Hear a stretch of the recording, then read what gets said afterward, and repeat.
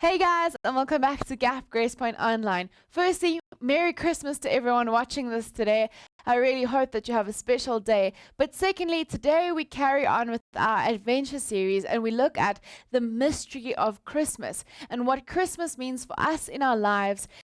And as we, as Christians, come close to God in this special time, what God wishes for us to learn about what He's done for us. And so today we carry on with our godly playset as we look at the mystery of Christmas. Today we look at the mystery of Christmas, and as we experience the joy of Christmas, we look at the story in a different way. And we look at the whole Christmas story, even the parts that we sometimes leave out or forget. Today's story starts with this picture. It looks slightly different to what we've seen before, but it's the Mother Mary and the baby Jesus. It shows the incarnation, which is a big word for how God became a baby. I wonder if inside the story we will find something about the mystery of Christmas.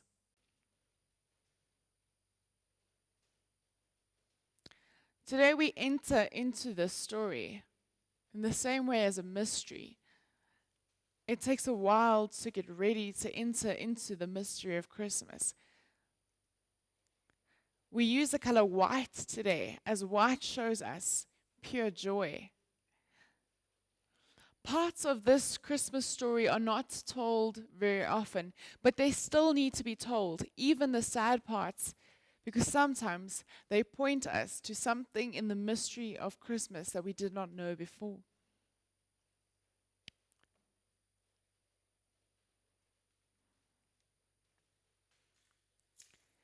Look, do you see what's happening to Mary? This is the Annunciation.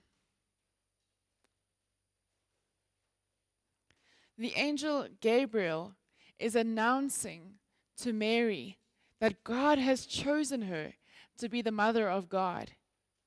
Do you see Mary, the angel? They have the same colors, but the angel has wings. Mary was scared but happy. She was stunned but blessed. Mary was lucky. She had an older friend to talk to, and that was Elizabeth.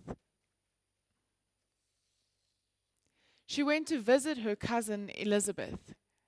Elizabeth was much older, even old enough to be Mary's mother. When Mary came close to Elizabeth, something miraculous happened. Elizabeth felt the baby growing inside of her move when she heard Mary's words. She said something like, "Blessed are you among women, and blessed is the baby that you are going to have." When you spoke, the baby within me jumped. Many wonderful things are going to happen with your baby and mine too. When Elizabeth said that, Mary began to sing a song people call the Magnificat because it begins, "My soul magnifies the Lord." Look at the halos around Mary and Elizabeth. These gold circles of light are around some of the people. They are the holy ones. The artist used real gold in his paint or beat the gold out very, very thin and pressed it into paint and plaster to make these gold halos. In the picture, the ones with halos are Mary and Elizabeth. See how young Mary is, and look how old Elizabeth looks. The artist wanted us to remember that Elizabeth was too old to have a baby and was old enough to be really wise and a good friend to Mary. This is called the Visitation.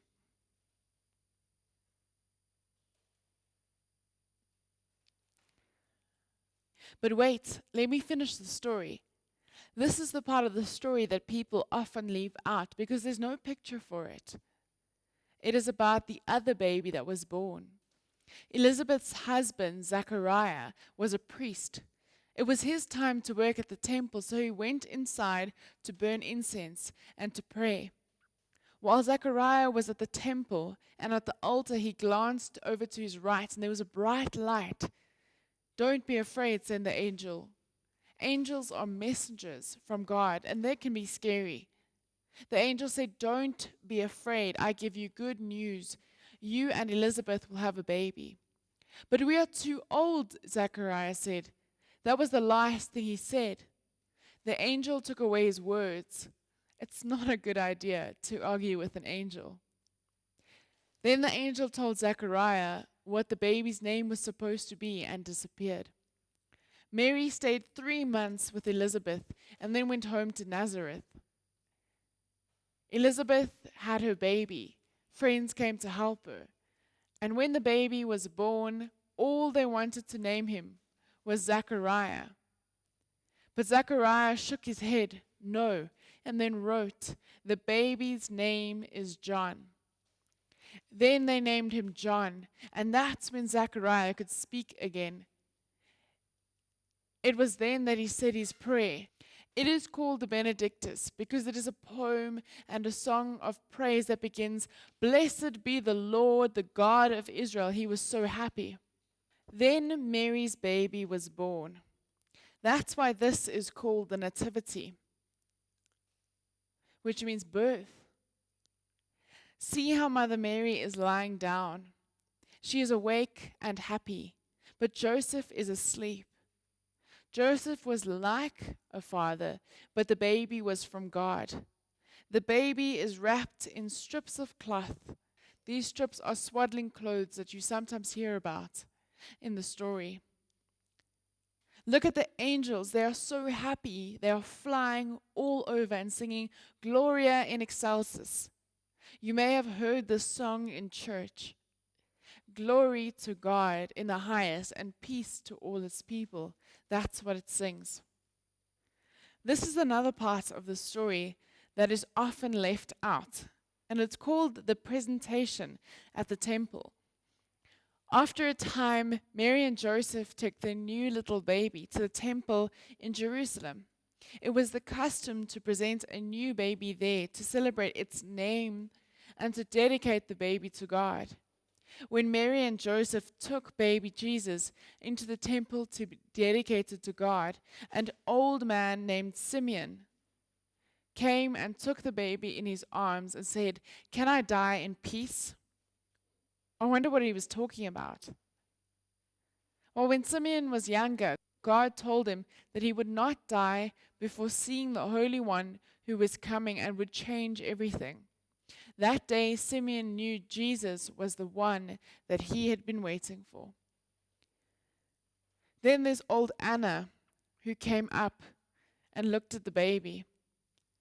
She also saw that this was the Holy One, and she gave thanks to God and everyone in the temple for what happened. Simeon is holding the baby. Mary is still holding her arms out. I don't know why old Anna doesn't have a halo, but she loved to be in the temple. Look at her coat. It looks almost brown and old, but if you look closely, it seems to be all gold. When old Simeon held the baby, he said a prayer.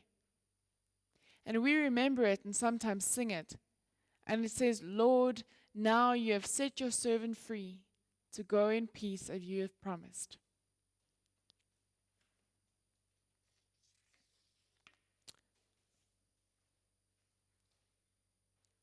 The three kings, the Magi, the wise ones, finally arrived.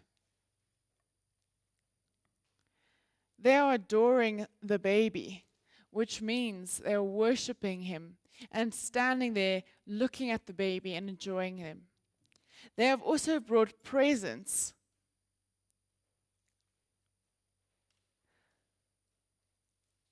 Look at the star. The wild star they'd been following. The artist didn't know very much about camels. He knew they had long necks and a hump, and long legs, but look at their faces. They look more like donkeys than they do like camels. But it doesn't matter. We know what he was trying to paint. This is another part of the story that is often left out. And no wonder people do not tell this part of the story. It is called the Massacre of the Innocents. The three kings followed the star to come into the land where Jesus was born. They came into this land and they went to see the king, King Herod in Jerusalem. When King Herod heard them say they were looking for a baby king, he was very interested. He did not want that baby to grow up. Herod wanted to be the only king in the land. Come and tell me when you find this king, he told the Magi. I want to come and worship him too. But Herod was not telling the truth. He wanted to kill this little king. The three kings, the wise ones, knew this, and they did not tell Herod. They went home by another way. They were really wise. But Herod did not forget. He asked his scholars to look in the scriptures and find where it was said that the king would be born. They told Herod the place would be Bethlehem, and Herod sent his soldiers there, and they killed every baby boy they could find who was younger than 2 years old. That was a terrible thing. Mothers and fathers were really sad. You can see that many babies have already been killed. The soldiers took them from their mothers. No one really looks happy in the picture, not even Herod. Look at the mother's eyes. The artist tried to paint them to look very, very sad. See how long and narrow they are? But I guess the story isn't over just then. The baby Jesus did not die in Bethlehem. An angel came to Joseph in a dream before the soldiers arrived. And the angel told Joseph to take his family to another country. They fled far away into the country of Egypt. Mary and the baby rode on the donkey, and Joseph led the way.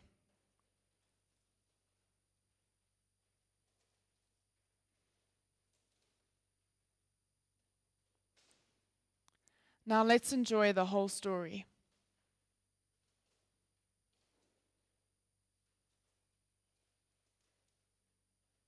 When Jesus grew up, he grew up into greatness, and the mystery of Christmas increased. Now I wonder which part of the story is the most important. Which part did you like the best? Which part could we take away and still have all the story we need? I wonder how this mystery of Christmas is different from the Christmas you've experienced before. I wonder if you've maybe learned something new about the mystery of Christmas. And I wonder how your heart will be changed because of this mystery.